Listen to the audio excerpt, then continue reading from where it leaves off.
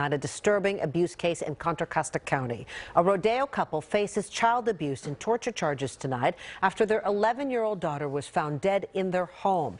Prosecutors say the fifth grader had injuries all over her body and that the DA's office says may have been detected if she was in school instead of doing distance learning.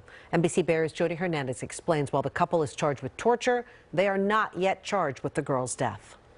It was like 3 in the morning.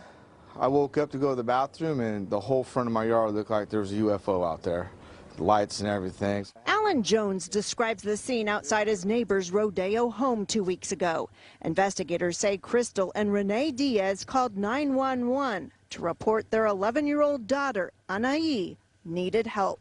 The parents called 911 to report a medical issue with the child. But investigators say when the ambulance arrived, the girl was already dead in her parents' room, covered in bruises and burns. The extent of her injuries when her body was examined was tremendous, shocking, and helped support the charges that the defendants are charged with.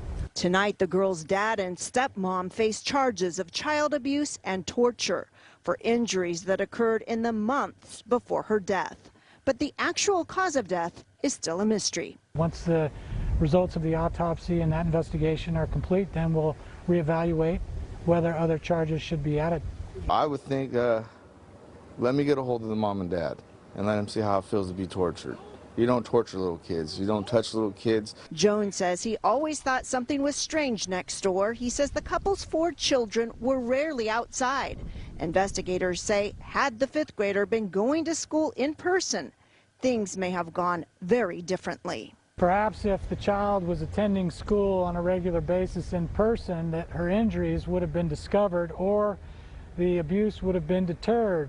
No little child deserves that. None. Nobody. Tonight, the parents are in jail awaiting arraignment. Bail for each has been set at $1.4 million.